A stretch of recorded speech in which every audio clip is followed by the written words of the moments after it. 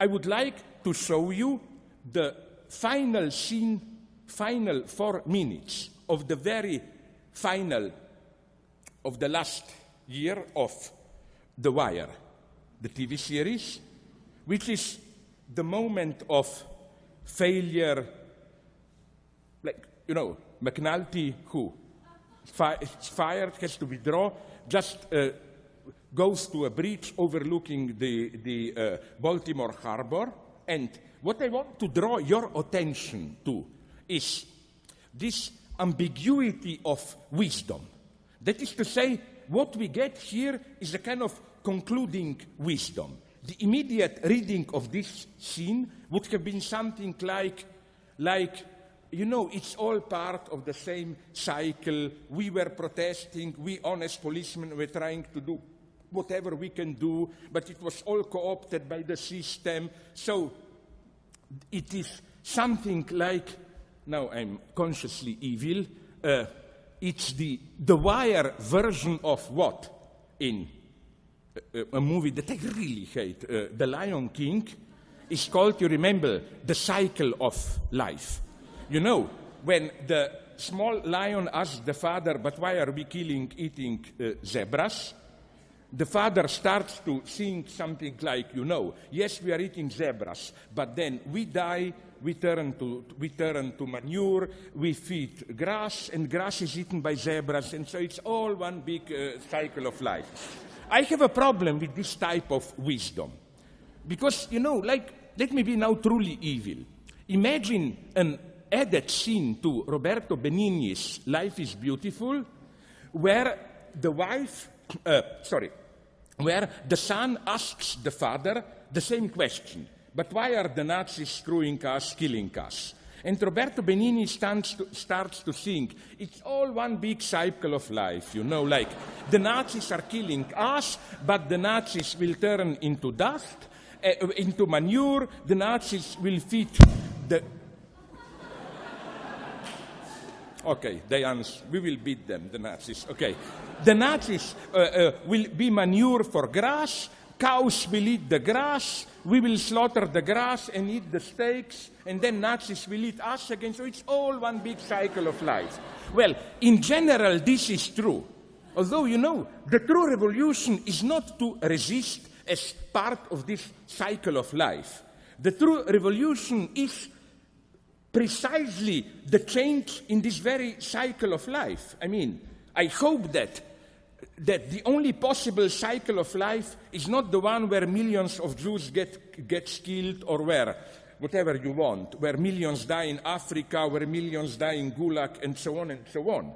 So, please, let's have this clip.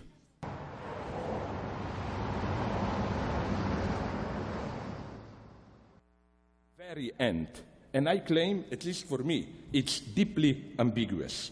The predominant reading, even one at which the authors, David Simon himself, hints at, is kind of what I call in more philosophical terms, the resigned withdrawal or surrender to the position of the absolute. Like, we are fighting our fights, but again, it's the Lion King reading, but you know, it's all part of a cycle of life. We resist, maybe we succeed, but crime reorganizes itself. We cannot even be sure if in our success against mid-level criminals we don't enable the crime gangs to become more efficient. Every resistance is part of the game, and so on and so on. So the usual reading would be this resigned wisdom. We may try honestly fight crime, but it's just part of an internal cycle, and so on and so on. It almost naturalizes the cycle, this one. But I claim this is not a necessary reading. This is, for me, precisely the problem. I'm well aware the extent to which false resistance is part of the system. This is the obsession of my work, how apparent transgressions not only are compatible with the system, but allow the system to reproduce itself. So we should go to the end here. in this reading. Not only is all the activity of this group of honest policemen meeting in that dilapidated basement in the wire, not only is it not a threat to the system, but paradoxically it enables the system with drug dealers and so on to function in a smooth way. I mean, I can give you here dozens of examples of this mixture. Michel Foucault theorized it, of how resistance is part of the law and its transgression imply each other. For example, I remember, this is the pure example, my eternal trauma when I was serving in mid-70s Yugoslav People's Army. We had political education, and one day, the first hour in the morning was a class on international war rules. And the officer was explaining to us this Geneva Convention, whatever, which, you probably know this, it prohibits shooting a parachuter, the enemy dropping, before he hits the ground. This is the international rule. Okay, in a kind of a poetic justice, the next hour of morning education was practicing targeting the gun, and yes, the topic of that day was how to hit a parachuter in the air. You know, how you have to take into account the direction of the wind, you have to estimate how to target a little bit, to aim a little bit lower to hit him. And then I did something so naive and stupid that only an intellectual can do it. I asked the officer, but isn't this in contradiction with what you were telling me an hour ago, us? And he, in a fully justified way, he looked at me and said, I thought you were an intellectual. How could you be so utterly stupid? But similarly, even more, for example, socialist systems, communists, whatever you call them, they fought all the time black market. But without black market, it's absolutely clear they wouldn't have survived. For example, you know that in Brezhnev era, the last 10, 15 years of Soviet Union, up to 30-40% of food, especially vegetables, meat, fruit, came from the black market. So they fought it, but it was absolutely necessary for the survival. Okay, this is the usual transgression, police and drug dealers. The problem is, what about, again, this, because for me, The Wire is focused precisely on this ethical problem. What can we do in such a corrupted situation? You have all the options, from that wonderful figure of Omar to McNulty, all the figures, what to do. But should we simply accept that these honest protesters who try to repair the system are they are all part of the game? Yes and no. I will try to conclude to elaborate this with a weird reference. Now comes the surprise. What the left can learn from the greatest one, from Ayn Rand. The true conflict in the universe of Ayn Rand novels is not between the so-called prime movers and the crowd of second-handers who are parasitic on the prime movers' productive genius.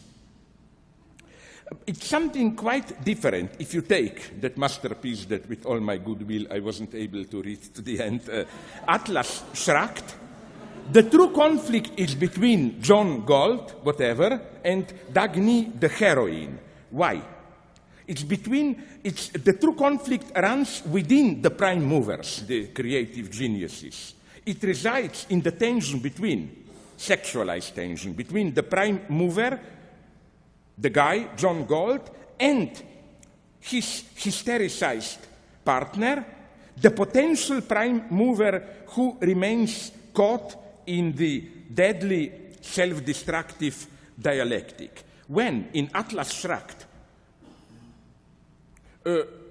one of the prime movers, I'm not sure it's John Galt, tells Dagny, the heroine, who unconditionally wants to pursue her work and keep the Transcontinental Railroad Company running, that she is told that the prime mover's true enemy is not the crowd of these inert second-handers, but herself.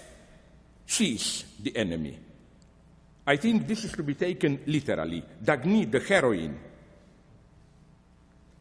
becomes aware of it. When prime movers start to disappear from public productive life, she suspects a dark conspiracy. A conspiracy who forces them to withdraw and thus gradually bring the entire social life to a standstill. Why? What's the point? Second-handers possess no consistency of their own. The key to solution is not to break them, but to break the chain which forces the creative prime movers to work for them. You know, her idea is that in the corrupted welfare state system that Ayn Rand is describing, that, again, the problem is not this Roosevelt-Obama bureaucracy, whatever. The problem are the creative people who still worry how to make the system work, who fight the system within the system. No, we should make the railroad run. No, we should. These people are the true enemies. And the idea is they should stop worrying other people's worries.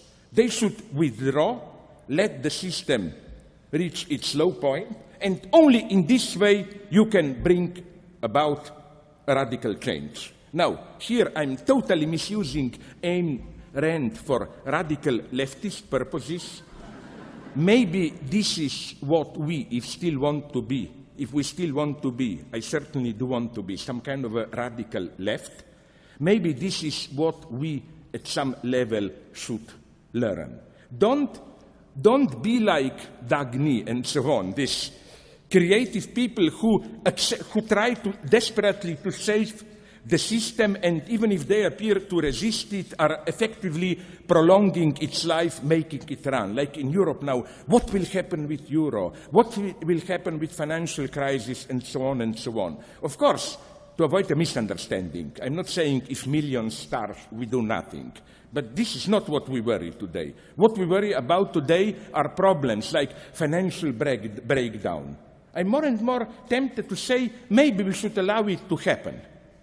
Don't worry other people's worries.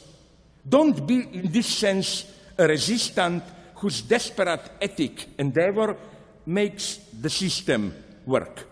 Withdraw, allow the system to, in a way, allow the system to self-destroy itself. Which is why, coming back to this final reflection, I think that every true social change has to go through this moment.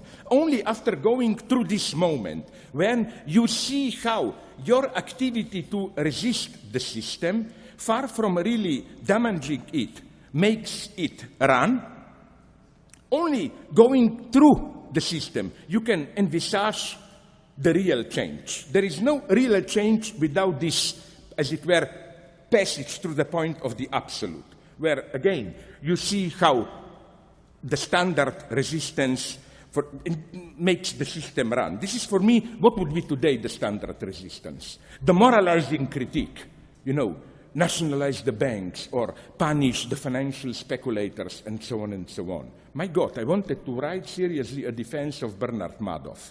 No, he's scum and so on. But don't blame him. Blame the system which enabled him to do what he did. He's not the problem. I claim that the first thing to do today is to totally prohibit this moralistic critique, greed, financial speculations, and so on and so on. The problem is not this. The problem is why the system opened up the space for such financial speculations. And I think it's a deep structural necessity. It has nothing to do with bankers' greed and so on and so on.